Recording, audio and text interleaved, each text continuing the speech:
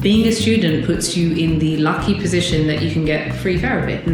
Therapy's expensive. And there is a huge waiting list on the NHS. So being a student is one of the rare times in your life that you'll be able to access therapy quite quickly. And normally you can get more than 12 sessions, which is what you'd be given on the NHS. So I would say take advantage of that. Even if you feel like you don't need it to begin with, just give it a try. It's free. It will probably never be free again in your life. So yeah. So, hello everyone. Hope you're doing well. Hope you're looking after yourselves. Welcome to another episode of The Student Guide. We have an amazing guest speaker here today. But as you all know, we dive into amazing topics and learn more about how we can develop ourselves, but also the opportunities and chances that are available to us. We've got a great guest speaker here today. As I mentioned, doing incredible work. But as I always tell you guys, I don't want to do the bio because I won't do it justice. So instead, I'm going to hand over to our amazing guest speaker. Could we please know a bit more about you and what you do? Sure. Hi, thank you for the lovely introduction. I'll tell you a bit more about myself. I'm Priscilla Vivian. I'm a therapist turned entrepreneur. I run a social enterprise called Vivified Therapy, which I'll go a bit more into. I also lead a new project called Flourishing, which is also a mental health project. I'm a mom, and just, all around great human being, I hope. You definitely are. And we will be diving into more about your business and all the incredible work that you're doing just shortly. But before we do that, we have our 44 questions brought to you by Amanda from 44 Words. So as your audience may know, we get Amanda to submit a question to help us learn a bit more about our guest speaker in a creative and thoughtful way. And I guess, as you mentioned, you have a background in mental health. It's in November it's happening. There's important discussions that are taking place about like men's mental health.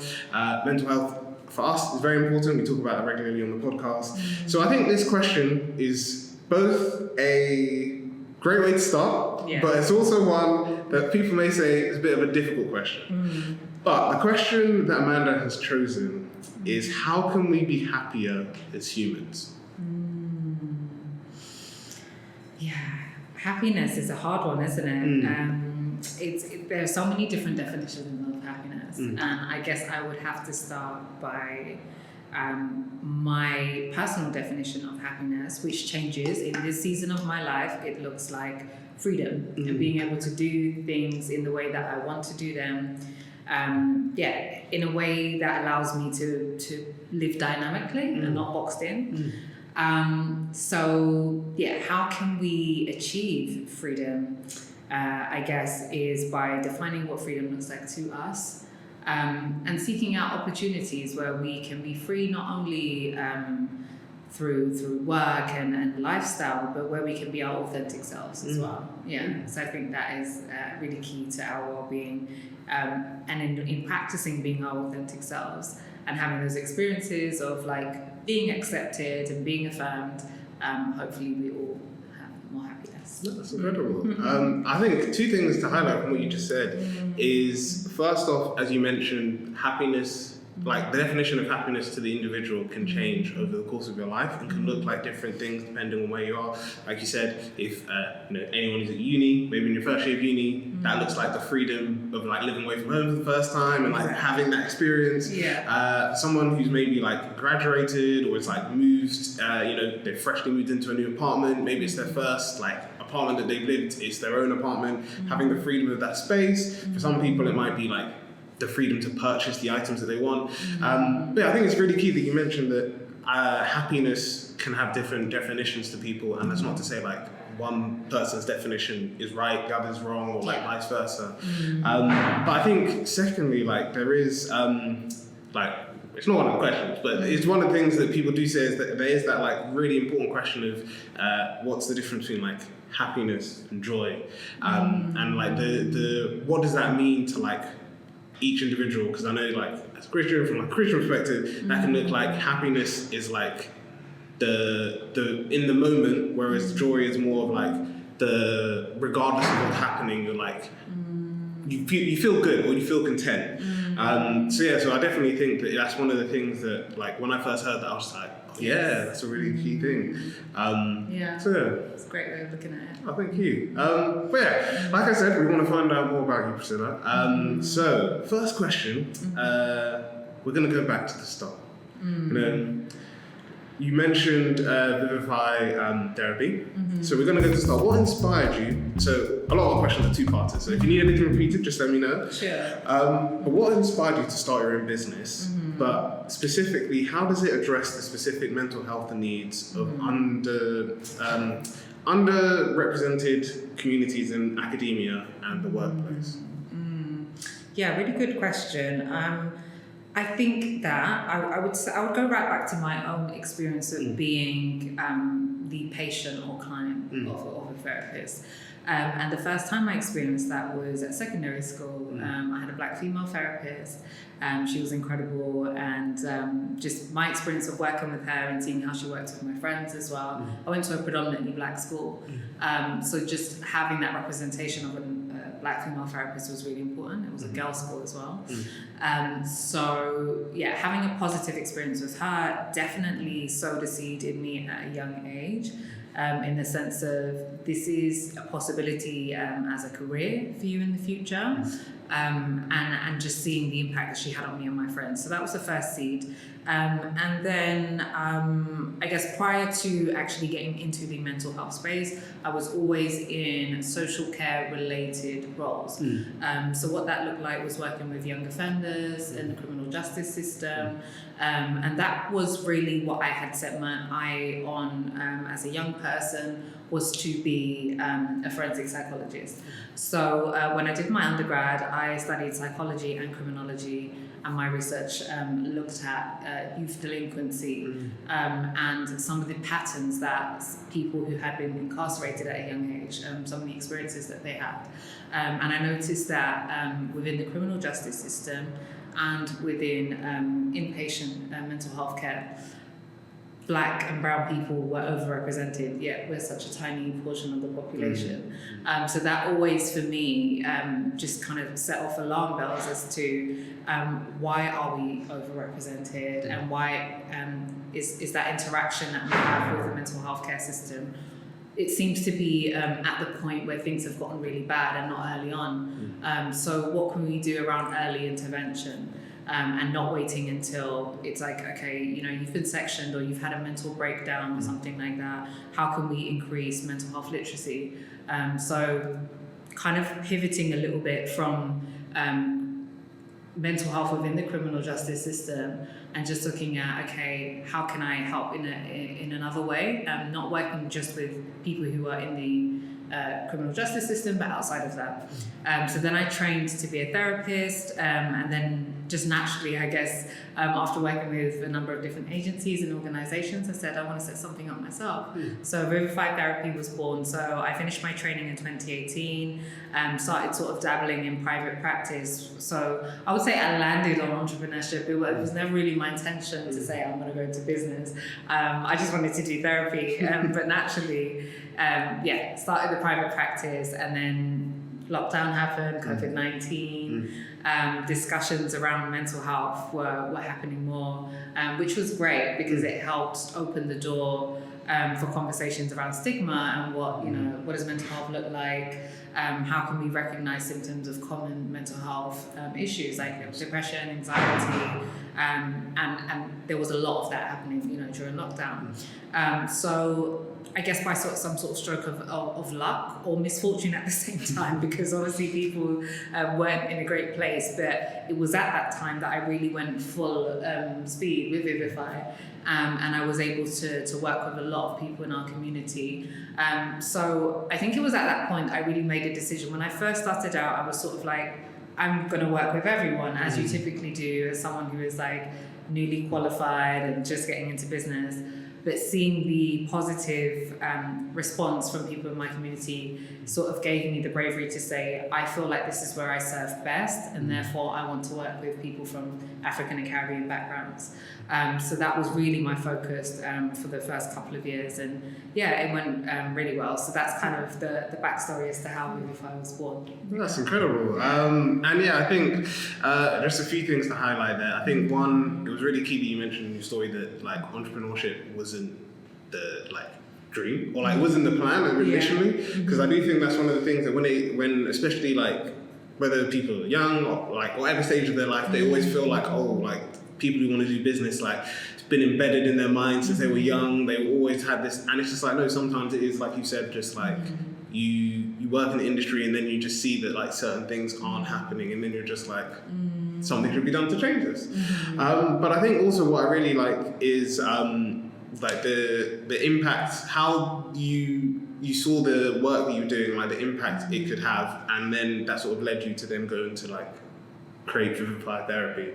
Because I think that sometimes people don't think about that. They don't think that the work that they're doing is having an impact or is making a difference, but it's just those initial conversations, and even arguably just seeing that even if you make like you said one person's day better, or you make them think about their own mental health in a different way, that can really be super important.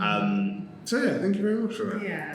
We're going to go on to the next question, which is all about your own practices. So how do you and I think so these guys know we have a thing called mic checks, a fact or figure or story that's related. We do actually have a fact, which I will get into later on. But I would say as well, especially with this question, so the questions were around cultural sensitivity when it comes to counseling and psychotherapy practices. And there is, as you mentioned, especially around certain cultures, there can sometimes be a stigma when it comes to discussions on mental health and well-being. And I'm grateful that when as someone who has been to therapy, that was not my experience with it. But I know that not for every there are some people that have to have been through that and have when speaking about it with family or friends, have felt there's it's wrong or taboo to see a therapist. So it'd be really interesting to know, how do you integrate cultural sensitivity into your own counselling and psychotherapy practices? But also, why is this important for student well-being? Yeah, really good question. I think first of all, what helped me, as I kind of touched on earlier, coming into this is my lived experience. So having experience being part of a minoritized group, I already at first hand had some experience in terms of what does it feel like to access mental health services where you don't necessarily feel represented. So I talked about the really good experience that I had when I was in secondary school. My second sort of experience of having one-to-one traditional psychotherapy was when I was at university.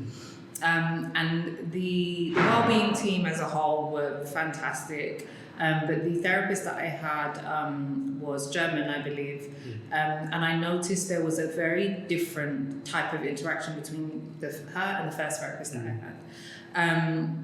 I wouldn't say it was for lack of skill set, but there was a warmth that wasn't being translated, that was being lost in translation. The impact that had on me is that I felt a disconnect, and I didn't feel like I could continue to open up, or that the therapy was being beneficial for me. And I had to sit down and really think about that as I was still a student at uni doing psychology, criminology. Where is that disconnect coming from? And that was my first-hand experience of saying, actually, it's the cultural barrier. It's not being able to understand my frame of reference. And I think that's where cultural competency comes in. It's really being able to say that when I'm communicating with this person in front of me, can I take into consideration where they come from, the history that they come from, the wider culture, and how that impacts them as someone who is living here in the UK. What does that look like for them in their day-to-day at home, the foods that they eat, the music that they listen to, because all of these things that may seem insignificant make us who we are. So I think cultural competence is a lot to do with that. when we talk about cultural competence generally, there is a lot of sort of importance put on racial trauma for very good reason, and we understand. But I think also what I've had to learn through training and then, you know, through practice is that we cannot project our own Black experience onto someone else as well, you know, because being Black is not a monolith. So that's something that I've had to learn and also practice, and not to always lead with that, you know, like the racial trauma, that is one part of our experience. So it's also making room for that, is that I am making space for you, as the example as Jeffrey, to come into my practice space, and for you to define what your Blackness looks like without me projecting my assumption that, oh, we're both Black people, therefore I understand everything about you. So that's been really, really important. But also knowing that you have the safety to share anything within our culture. Sometimes it looks like an affirming nod, you know, or someone making a cultural reference, and we have many of them that are sort of like inside jokes, you know. You only have to look at like Black Twitter to see the kind of conversations that we have, where it's like it could be a gesture, a word, and just for you to not have to have that added layer. I remember another experience I will use to kind of like illustrate that point. I was a patient or client for a white therapist. And we had a really, really good connection, actually. We'd been working together a long time, and I remember I came in to talk about an incident that involved colorism and skin lightening and these kind of issues within our community, with the specific issues that were happening in my life. And I just remember his face going blank, like, what's colorism? Like, what are we talking about?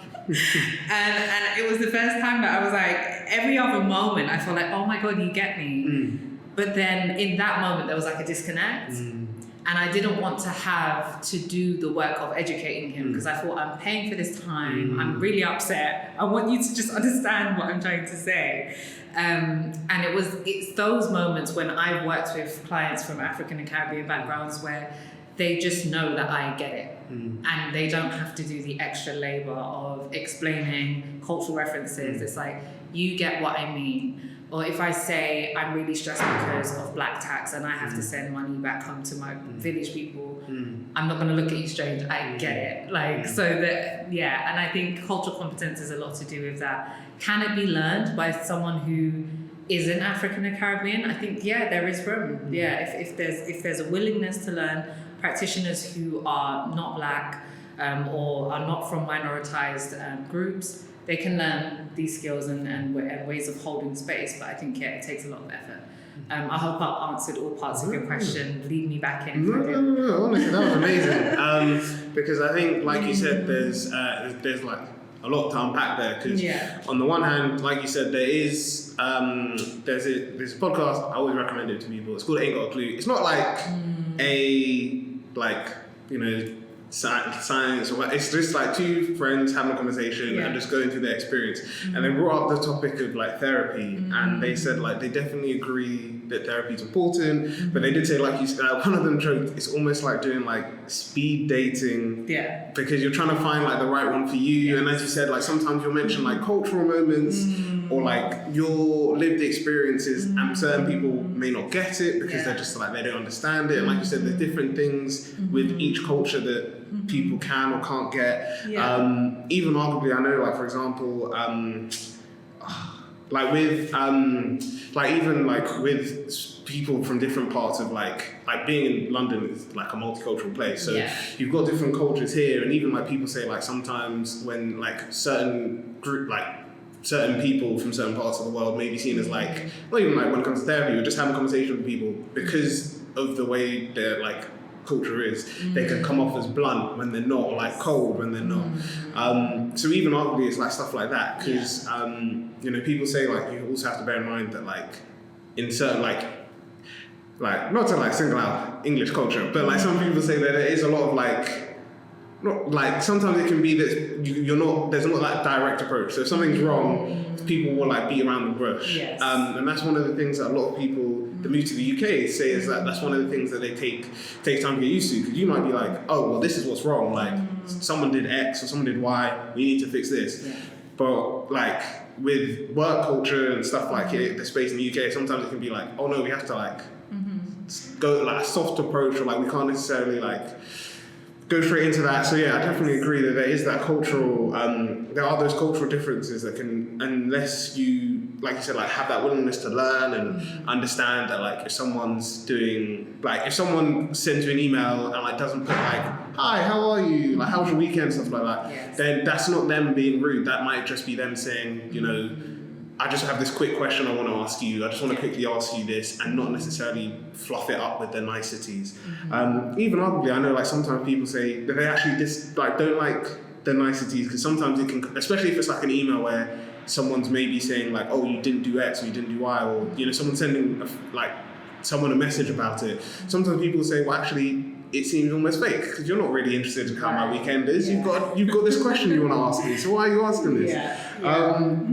So I definitely agree, and I think that that's one of the things that it's just being sensitive, whether it comes to like therapy or even arguably like if you're managing someone, or you know, you are being managed by someone, it's also arguably that understanding of like that cultural difference, because your employee, even if they're like, they could be from a different culture from you, even if they're from the same country, they could be from a different like part of like that country to you, and every part's got like different traditions and things like that. So even arguably, it's like understanding that. And then one final thing to mention, as you mentioned on like why it's important to like understand that, is even I say, so we do like a networking workshop where we teach people like if they want to network, this is how to like get the skills to network well.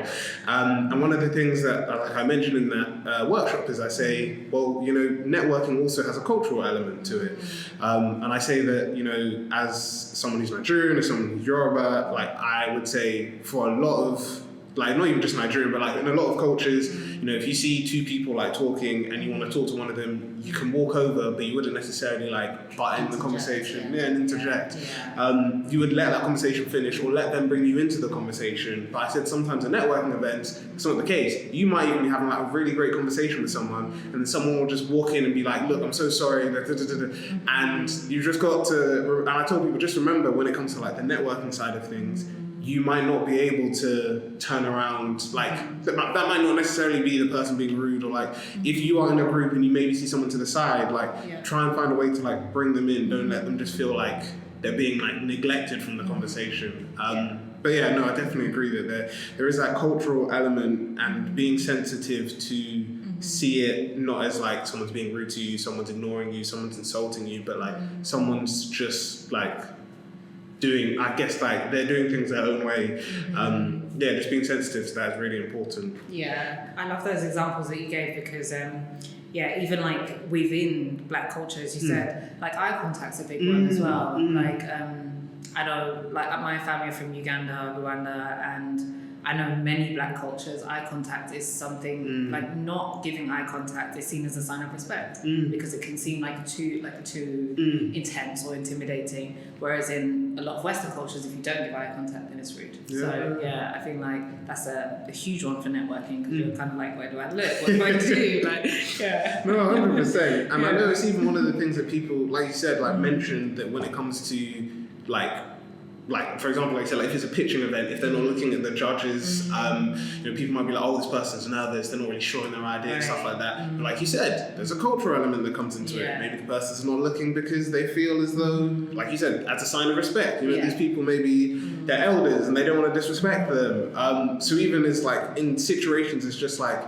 that, having that like sensitivity turned on to be like, oh, well, maybe like this person may be, I don't know, like they might be at a networking event, they haven't really spoken to anyone because they prefer for people to come over and just talk to them, because they like culturally they can't put themselves in that, just like going out there all the time. I know we spoke a lot about culture, but I know also that can, you know, linking to like mental health as well, like that can link to, you know, things like autism or like ADHD and stuff like that. Like I know that there are like, and this, I'm not saying like every autistic person acts like this, but like I know people say like sometimes, you know, certain autistic people may come across as blunt, but that's not necessarily them being blunt. That's just like they might just ask something that way just because they don't really understand things and are sort of questioning things. And it's just being that sensitive and not assuming like, oh, you know, I'm actually really upset that this person asked me this question. This is super offensive or whatever. It might just be like, actually, no, the person's asking because they're generally confused about this comment you put on their document. They just want to get a bit more clarity and understanding of why you're doing it this way instead of that way. So yeah, like you said, it's just having that like clarity in the work that you like, clarity in the way that you think and what you do when interacting with others. But yeah, we're gonna go on to the next question, which is you know, I think when it comes to advancing social mobility through mental health support, there can be some challenges that can occur. So with this question, it is, what are some of those challenges you've observed in advancing social mobility through mental health support, and how can institutes as well as individuals work to overcome them? And I guess like a little like extra bit to add on the end is if there are any specific institutions or individuals that you would say, you know, are doing great work to help overcome this, feel free to shout them out. Sure. Yeah, social mobility is a big one. I guess as Vivify has evolved, it has been clearer to me that social mobility has to be something that is at the center of the kind of work that we do. Because again, it touches on like some of those early like inequalities and equities that I noticed in terms of how overrepresented we are as patients, as clients, also at the point of when things are at their worst. And then to kind of touch on like social mobility and how that manifests in the structural inequalities, you don't see the same number per patient represented in staff or leadership management. And I think that's a huge issue as well. So I think that is one of the things that I look to tackle, for example, when I'm delivering like cultural competence training. So one of my part-time roles is as a visiting lecturer at Southampton University. And when I speak to clinical psychology students there, around cultural competence, is understanding the historical context. So sort of decolonizing the way that we look and understand things. And then present day, bringing it to now, how can we apply what we know and take that into the therapy room, also into therapy as a field, because it still has a huge way to go. I think probably in the last 2 or 3 years, we've seen like the highest number of people from Black and brown backgrounds being recruited onto clinical psychology programs. But for a long time, it's been a very wide space. So I think we start there by looking at the practitioners in the field at the highest level of representation, people who are teaching and lecturing as well, because you can only teach what you know and from your own frame of reference. So making sure there's cultural competency, which Southampton are doing great at. And again, I think having organisations like Vivified in terms of serving the needs of people from Black and brown backgrounds, not only from a psychology or delivering clinical therapy perspective, but all the different areas when we look at like social determinants of well-being, whether it be housing, whether it be finance, and we've come such a long way in that. Like when you look at I say, like, I was having this conversation the other day, like, finance has never been as sexy as it is now. Therapy has never been as sexy as it is now. And I think that is largely to do with the Black and brown community. Like, when we put our sauce or, like, seasoning on something, we give it, like, that edge, and if you've engaged in Black Twitter, you'll know what I'm speaking about. There's a certain energy and vibrance that we bring to sectors that are maybe, like, less attractive. So I feel like therapy is going through that right now. Finance and all these other areas of well-being that impact our social mobility and ability to change our lifestyle outcomes for generations to come. These are all changing, and we're having like really, really good conversations. So yeah, I think that's really good. In terms of organizations, I can say there are so many, but I'm definitely going to have to shout out Do It Now. I work alongside them, and they are really, really great. Do It Now are giving opportunities to small business owners, social enterprise businesses in particular, who are owned by Black and brown people. And each of these businesses are serving one of these needs around social determinants. So whether it be, family issues, money issues, mental health issues, well-being, all the different factors that make a person whole. Do it now is supporting businesses that feed into this area. So yeah, shout them out for sure. Repeat the question again so I can make sure I didn't miss anything. So what are some of the challenges you observed in advancing social mobility through mental health support, and how can individuals and institutions work to overcome them? Okay. Yes. So I mentioned some of the challenges within training and ensuring that practitioners that come into the space are equipped with the right tools so that they are breaking, some of those negative patterns around harming people through racism. And it's not always conscious, but sometimes it's embedded within the way that we practice and within our systems. So I think that's one of the ways. And that can be replicated across different sectors, It's really around education. I think that's, a big part of it is giving yourself the tools as practitioners, but also that can only happen if we have the right people in the system at all levels of practice. Yeah, so that's a huge thing. Also, just kind of going back to why. So over time, so Vivified started out just offering therapy, traditional therapy, in person and online, and then we sort of spread out to doing workshops within the community. And I think that's also to do with the way that African and Caribbean communities respond to mental well-being. It cannot just be the traditional one-to-one sitting down for an hour session. We engage in creative ways. Creativity is a big part of our cultures. So one of the things that we did, this was probably around COVID time, was we started to do events in the community. So for example, we had like a film night where we watched like classic movies like Baby Boy. I don't know if you've watched Baby Boy or Tyrese. So that was one. And the theme at the time that we did that was looking at mother-son relationships. And the discussion that led on from that was great, and we got to explore some really, really cool themes. We also did a movie night for trying to remember the name of the movie. It's gone out of my head right now. But yeah, so we've done a few sort of like events like that, using like film, using music, listening to different albums and discussing the themes of that albums and artists that are popular within the culture. And I think it's nice to have that in addition to standard talk therapy. So yeah, I think just getting creative in the way that we deliver. So that's on the mental health side of things. And then we thought, okay, are we giving these services to everyone, or where can we streamline? Because now you're coming into making sure that the business is working in a way that makes sense. So from that, the data that I was getting from those one-to-one sessions, I said to myself, I feel that we are most impactful when we're working with students, because education, if you're talking about social mobility, is one of the core areas, if you look at statistics around, how someone is able to improve their life situation for generations, education is one of the core identifiers of that. So student well-being is like hugely beneficial. And then more recently, we work with entrepreneurs as well, which I know your other podcast touches on. So yeah, so those have been our three main areas: student well-being, entrepreneurship, and then cultural competence as well, tying all of that in together. And when I think about student well-being, it's not just university students. We're looking at character development from secondary school age, because I feel like that's a really crucial age to kind of give people that support before they are a fully fledged young adult.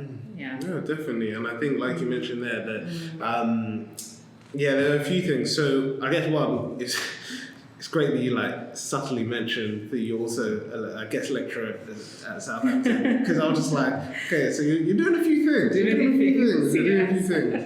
I think it wasn't one of the questions, but I think it would be good to touch on is, so first, give us a rundown again of everything that you're doing, but then also, how do you manage from a mental health perspective, like all the work that you're doing, how do you manage balancing that and having good mental health? health. Mental health is really important to us at Pick Up the Mic, and we love to share resources that can support your mental health. And that's why we are so glad to have today's sponsor. Thank you to BetterHelp for sponsoring this video. BetterHelp is the world's largest therapy service, and it's 100% online.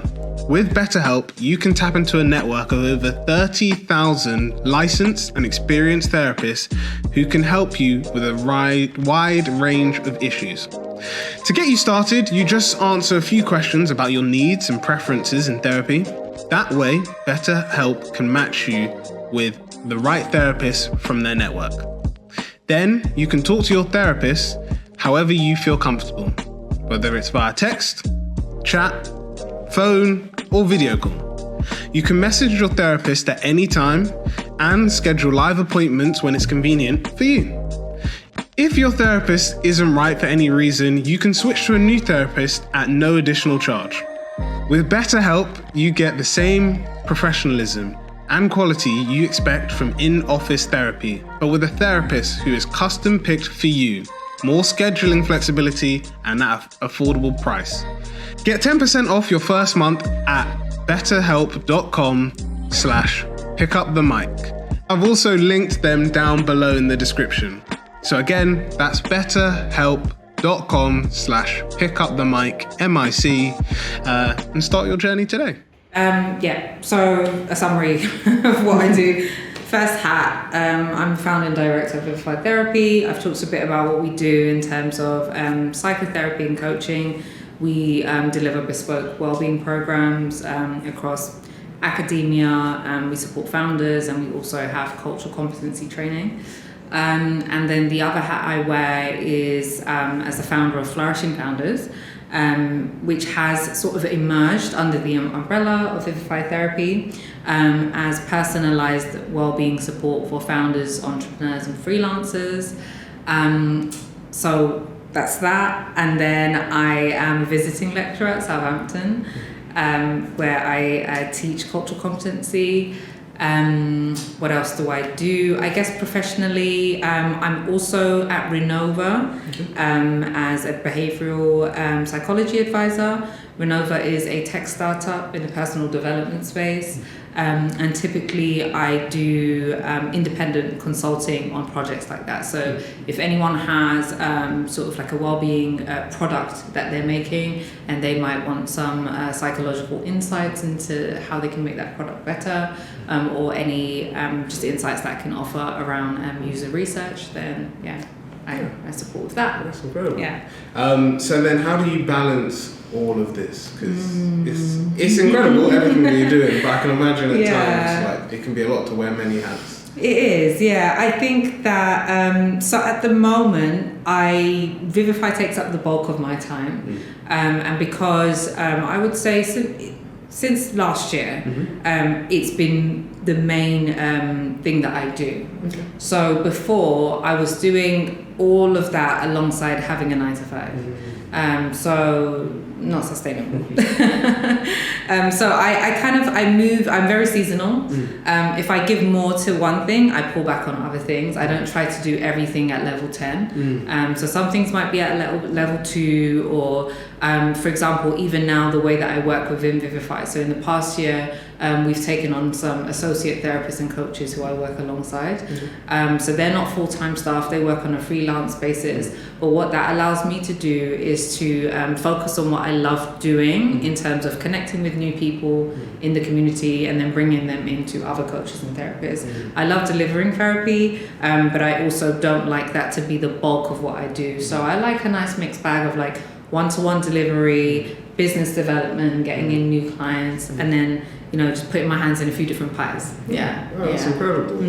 Thank you so much for that. And I think it's clear from what you said, like sometimes it is about like that delegation. So remembering you don't have to do like everything, and whether that's like onboarding freelancers or like I know through Pick Up the Mic, like we had interns from Brunel, like working with universities to do internship or work experience modules, like being okay with like giving away work and working on stuff, I think like is so important. Absolutely. To managing everything. But yeah, we're gonna start before we go to the last question. We're gonna start off with a mic check. So as I mentioned, mic check is a fact or figure that's relevant to the conversation that we're having.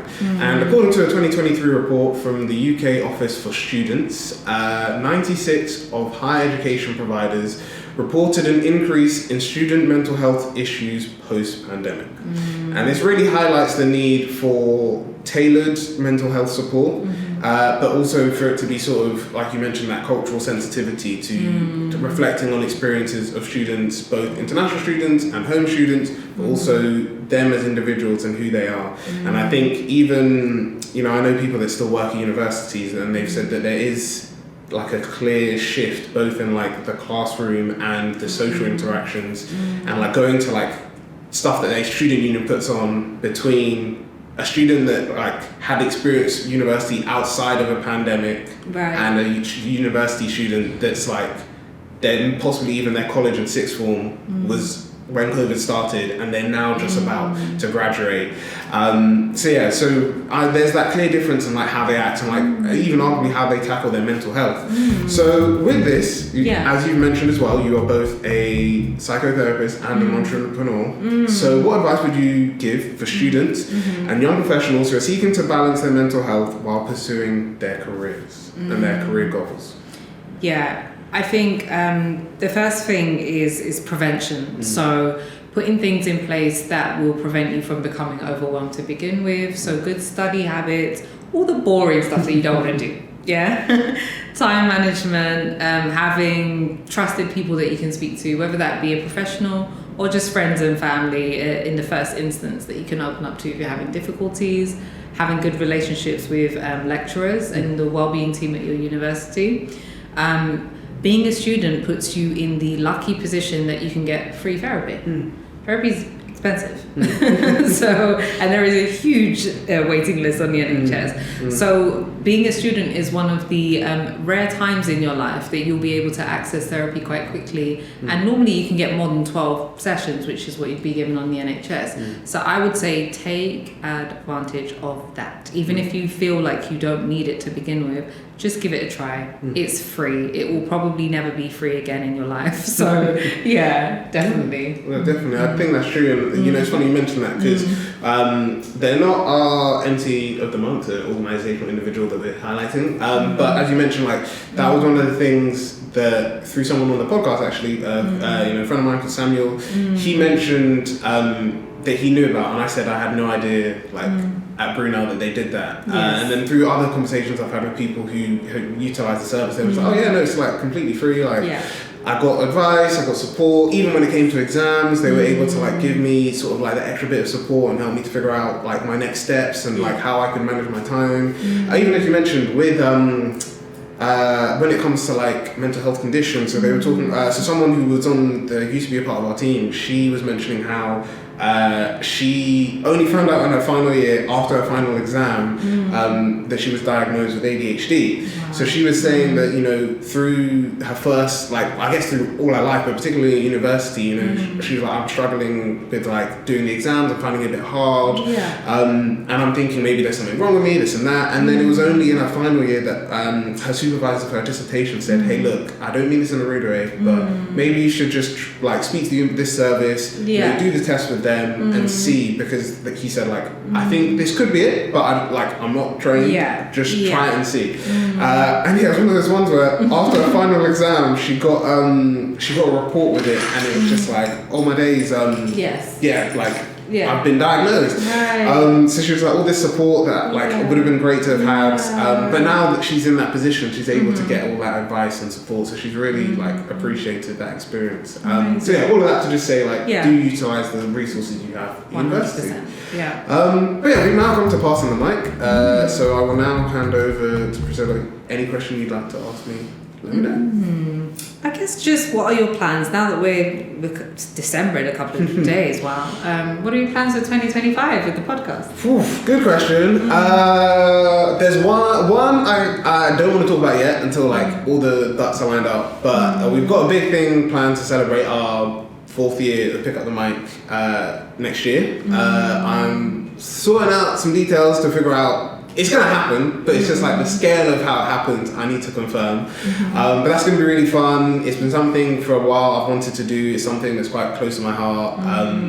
So yeah, I don't want to give like too information, but like it will be something that's not like each time we've like celebrated a birthday to pick up the mic has been very different. So like it started off, I think, with just me, because it was during the pandemic, so like started off with myself and my like two friends that were helping me out. We just did like a call and just like celebrated it together. Then it became like a meal that we had. The second year, last year, we did like a big event. Not big, but we did like a live podcast where I was interviewed on like pick up the mic and my journey and all of that. So yeah, this year is more about like the community. So there will either be like the way I'm envisioning it happening next year, or I'm going to push that to 2026 because that will be 5 years of pick up the mic. So it makes more sense for it to be like a bigger thing then, and we'll just do a smaller scale version of that plan next year. But yeah, outside of that, working with more universities, organizations, entrepreneurial spaces to like deliver these workshops. We definitely want to expand. We've expanded our offering, but we want to like focus on developing that vision and like growing it.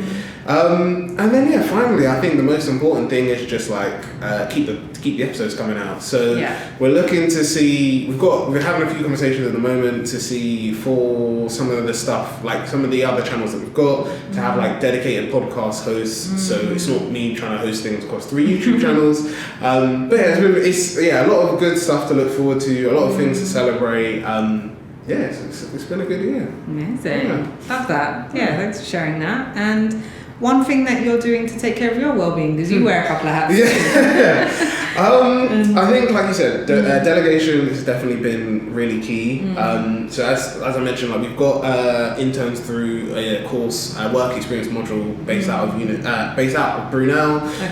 We also had 2 interns over the summer, and I think for me the biggest thing has just been like giving. Not necessarily, like obviously they have work to do, so I have to make sure that they have stuff to do, but it's more of like giving work in the sense of like once, for the 2 over the summer, like once I reached a point that they had worked on stuff for like a long period of time and they weren't new to the role, I was just like, okay, cool, I don't need to I might only need to check this at the end point. I don't need to like be over your shoulder and monitor and check everything. Like, you know what you're doing. Like, just when it's done, send it over. I'll give you comments, and then we can go from there. But I think it's just that. It's just knowing that you don't have to like be embedded in like everything that's happening, and just you can delegate and like allow that to happen. But I think it's also like I don't stick to it, so it's not the best. It's like I'm giving this advice, but it's something I need to take on myself. But it's like having those days of breaks, because I feel like. Especially, and that's one of the reasons why I do like my work schedule now. So I work part-time, I only work 3 days of the working week, and for me I like it because before, like you said, like when I was trying to pick up the mic full-time, or like even like do loads of stuff and pick up the mic as well as work a 9 to 5, like it was just tiring. There were days where like I was working at Brunel at the time, so there were days where I would like come back home, and I didn't live on campus or like near Brunel, so it would take me like maybe an hour and a half to get home, and I'd be staying late, so I'd finish at 5, I'd do like maybe 1 or 2 podcast recordings, coming back at like 9. It got to a point one time when like I was using camera equipment, so then I was like carrying massive suitcases across London, and it was just a lot. Exhausting. But I think it's like what you said, like having those days of like rest and just saying like, okay, cool, so like every Sunday, like I'm gonna like not work loads on pick up the mic, or like I'm gonna just do like the bare minimum. If there's something that's is an emergency, yes, I'll work on it, but outside of that I can wait. And then finally, which sort of links to the days of rest and the delegation, is like utilizing the tools that are available. So I've told people, and funnily enough, it's either going to be the episode before this or the episode after this, I mentioned that like a lot of social media apps now allow you to schedule, they allow you to like pre-make your posts. So it's something that I need to like be less reactionary and more like planning stuff. So for some of the posts that we do, I do schedule them, but it's just like making that more like an apparent thing that we do, and just being like, okay, cool, I'm going to schedule. So it might be like, okay, Saturday, I'm going to work on a content plan for the following week. I'm going to schedule all this stuff to come out at different times, and I'm just going to know that doesn't mean like come Wednesday morning, if I haven't done a post, I'm now like panicking and running around, or I'm just like really concerned. I'm like, no, I've already scheduled it. All I might do is just like put it in my story, or like reshare it. But I'm like, cool, the post is out. I don't need to like think about it actively. Sure. So yeah, those would be my 3 things. Nice. Yeah, thank you for sharing that. You're very welcome. We now come to the MC of the month, organisation, individual, related to the topic that we've discussed. I think one, there's one that I've got to shout out because a friend of mine recommended, and I think it sort of links into the argument of, as we mentioned, like therapy, like outside of university, not being cheap. So we like this podcast, you will have either previously seen or about to see. Like we do have affiliate links with like BetterHelp, so we do mention to people that, especially because it's like I've used it myself. It's like an online therapy app. You get access to like a wide range of therapists, but also I know like you mentioned, like financially it might not be accessible to everyone. So one that my friend, funnily enough, Samuel recommended was the British Association for Counselling and Psychotherapy. So they're an organisation that provide like ethical guidance and supports for mental health practitioners, but also it's something that you can get involved in as yourself. You can look through either your borough, if you want to do it in your workplace, you can look through that borough, but you can also, so you can look up the therapist or the practitioner. You can book sessions with them, so whereas with like stuff like BetterHelp, it's like a monthly payment, so you've got like those preset, like the money's gone out of the account and you've got a set amount of sessions you can have with them in that month. With the BACP, it's more like, oh, if I just need a 1 session, I'll pay for the 1 session, and if I want to go back, I can then go back when like finances work. So I definitely would recommend that. But also outside of that, I think it's not necessarily like an individual, like an organization, but also check out your workplace. So I know through my own workplace, they have like a mental health service that we get for free. They do offer like counselling sessions, but they also said like if you just need someone to talk to, like we have an online chat, we have email, we have like a phone call that you can do. And yeah, I guess one final organisation that funnily enough, actually through like I knew about the organisation outside of work, but through work I've seen that like people have left out like pamphlets from them, is the Samaritans. So they're an organisation, again, they offer like support to people. It's more of like if you want a conversation, so it's less about giving you advice and more about like guiding you on your decision making. But they're open 24/7. I think the phone number is 116123. But yeah, if you give them a call, they will basically like get back to you and like speak to you about like what you're going through, how like your day's been, and then they'll offer that advice based on like what you said. They'll offer you advice, but they'll allow you to like come to decisions. So it'll be more like asking you questions of like, okay, so what do you think are your next steps, or how do you feel that you want to go about the situation based on what you've shared, which I know from like not only like my own experience with therapy, but I know from people that have discussed it, people who've like friends who've like used therapy, like they have said that sometimes, and this isn't like me saying all therapists are like this, but like they have said that sometimes they've met therapists that they've had to unmatch because it's been like, oh, you should do X, Y, and Z, or you have to do this. Yeah. And they were just like, well, no, I wanted to come to therapy as someone that could guide me with my decision making rather than telling me what to do. Yeah. So those are all like examples that I would mention. As always, we can put the link down if you guys want to know a bit more. But yeah, definitely feel free to check out all of them. But before we wrap up, we always have the takeaway section, which, as I always joke, I know I keep mentioning we'll get sponsored. We will get sponsored by a food person at some point. I've said it too many times on camera to not be held accountable.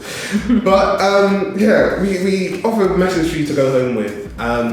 And I think it's been really great. Like discussing mental health is something that we really love. I might have to like pause the take. Actually, the first time ever, I'm gonna customize the takeaway. So essentially I was going to say mental health is really important. It's also, as I mentioned, we're recording in November.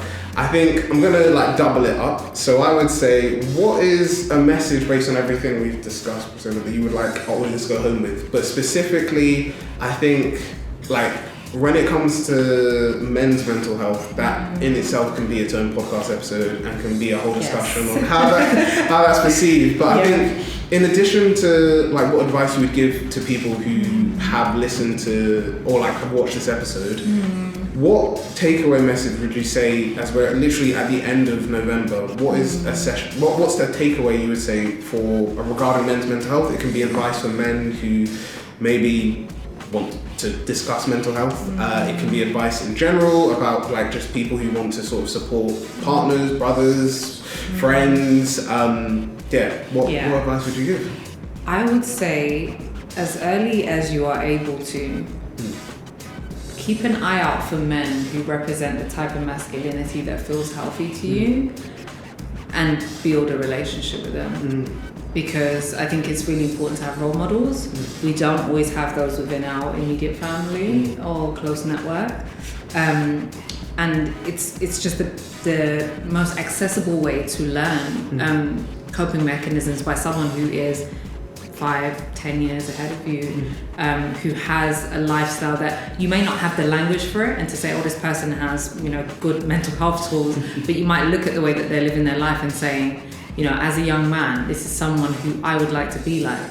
Don't be afraid to reach out to them, because a lot of, men are open to supporting younger men. So I would say, build yourself a team of advisors, whether they be virtually or in person. Don't be afraid to reach out, and that can be your first point of call, and then professional help and all these other things and amazing resources that you've mentioned today.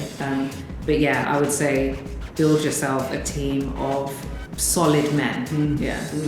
Perfect. And for anyone who's like listened to the podcast, would the advice be the same of like building that advisory and support group? I think outside of that, because that's not always accessible, some people for a myriad of reasons you may not be able to have 5 or more people, but even if you just have one person who's your first point of call, and then second to that, getting professional help. Yes, there are really long waiting lists, NHS, but if you're a student, as I said again, please utilize the free therapy that's available to you.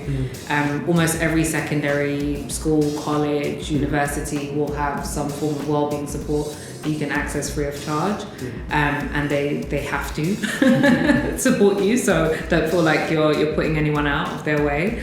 I utilize the support that's available to you, but also make note of when you feel most at peace and most joyful. Like I try to make a note, even if it's just quickly in your phone or sending yourself a voice message, and just saying like, I had a really good day today. What was it about my day that made me feel at peace or joyful? And do more of that. Perfect. I've got nothing else to say. But I think I've got nothing else to say except thank you. Thank you for everything that you shared. It's been amazing to learn more about your business, your journey, but also the advice and like just discussing mental health. I'm sure these guys loved it. I know that I did. Before we like wrap up and do our outro, we always give our guest speakers the opportunity to like share anything that's coming up. If there's any ways that people could connect with you, maybe learn more about the work that you're doing, anything that they should sort of like put in their diaries, whether it's this year or next year. What is the best way for them to know about all that? Absolutely. So first of all, www.vivifiedtherapy.com is where you can find our main services.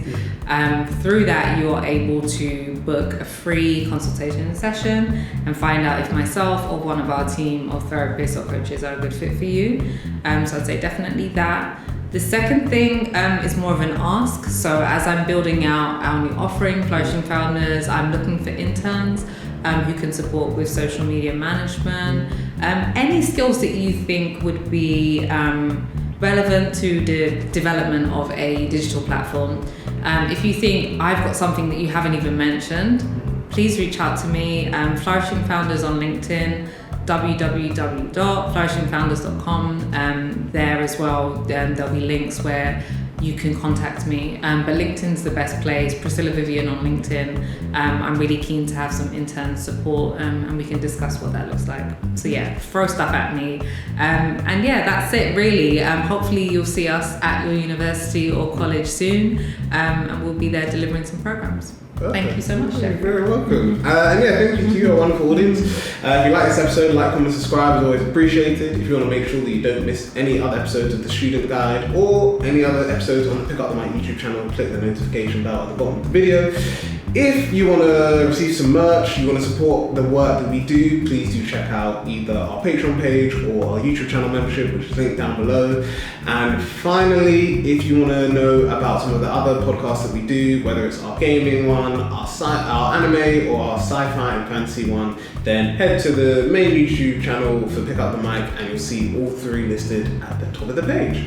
But yeah, we're going to close this chapter of the Student Guide. It's been great having you guys with us, and we will see you all next time when we have a new guest speaker and discuss a new topic. So bye from us here and have a great day. Bye. Perfect. Thank you very much.